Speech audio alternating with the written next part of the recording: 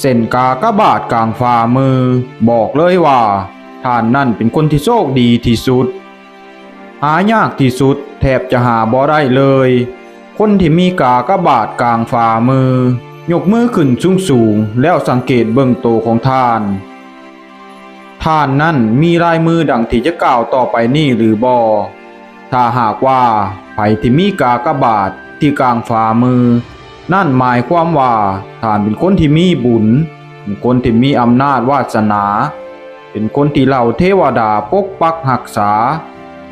จะได้มีเกณฑ์เป็นมหาเศรษฐี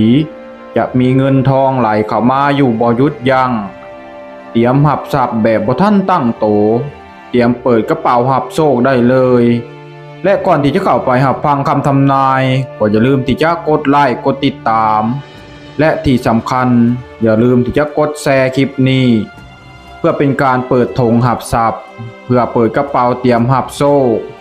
เพื่อเปิดดวงเปิดชะตาเปิดวาสนาของท่าน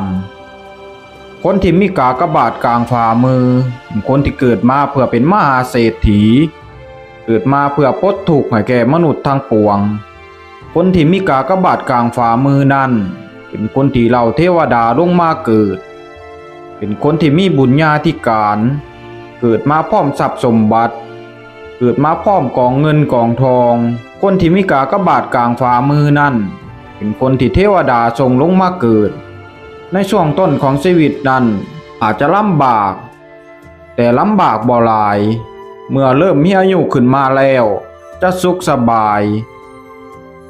บ่ว่าจะประกอบอาชีพการงานใดๆก็จะเจริญก้าวหน้าแทบจะบ่มีหยังที่ล่างไว้ได้คนที่มีกากบาทกลางฝ่ามือนั้นเป็นคนที่มีเส้นพิเศษสามารถสัมผัสกับสิ่งลี้ลับที่คนทั่วไปบ่สามารถเห็นได้เป็นคนที่มีญาณสามารถรับรู้เรื่องราวของอีกฝ่ายได้สามารถแก้ปัญหาและให้คำปรึกษาของอีกฝ่ายได้เป็นอย่างดีคนที่มีกากบาทกลางฝ่ามือนั้นจะลำบากในช่วงต้นของชีวิตเหตุเกิดจากกรรมเก่าที่ติดตัวมาแต่ในอดีตศาสตร์จนเหตุให้แทบจะเอาชีวิตเกือบบ่รอดแต่ก็บ่เป็นอย่างไรเพราะว่าคนที่มีกากบาทกลางฝ่ามือนั้นเป็นคนที่มีบุญญาธิการหลายเหล่าเทวดาจะบ่ยอมให้เป็นอย่างเด็ดขาดคนมีกากบาทกลางฝ่ามือนั้นบ่ค่อยที่จะมาเกิดอุบัติเหตุเพราะว่ามีองค์คุ้มครองอยู่บ่ห่างตัวแม้นว่าจะเจออุบัติเหตุแต่ก็ยังแคล้วคลาดมาทุกครั้งย้อนว่าเป็นคนที่เทวดาปกปักรักษาและให้การดูแลคนที่มีกากบาทกลางฝ่ามือนั้นเป็นดังเจ้าหน้าที่ที่เหล่าเทวดาส่งลงมาเกิดเพื่อปลดปล่อยความทุกข์ให้แก่เหล่ามนุษย์ทั้งปวงถ้าหากว่าทำดีแล้วคนที่มีกากบาทกลางฝ่ามือนั้นก็จะได้รับบุญรับอานิสงส์หลายกว่าคนทั่วไปถึง10 เท่า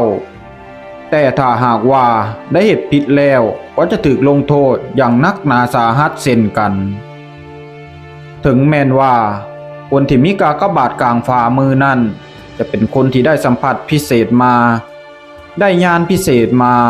ก็บ่ได้หมายความว่าจะดีไปหมดทุกอย่างแต่ก็ยังมีข้อเสียนั่นคือคนที่มีกากบาทกลางฝ่ามือนั้นถึงแม้นว่าจะสามารถสัมผัสทุกสิ่งทุกอย่างของผู้อื่นได้สามารถที่แก้ไขปัญหาของผู้อื่นได้ช่วยเหลือผู้อื่นได้แต่บ่สามารถแก้ไขเรื่องของตนได้บ่สามารถที่จะเกี่ยวข้องกับเรื่องราวของตนได้คนที่มีกากบาทกลางฝ่ามือนั้นเป็นดังมนุษย์กึ่งเทพที่เป็นตัวแทนส่งลงมาเกิดเพื่อสะสมบารมีเพื่อสร้างบุญสร้างกุศลเพื่อสานต่องานที่ยังติดค้างเอาไว้เมื่ออดีตศาสตร์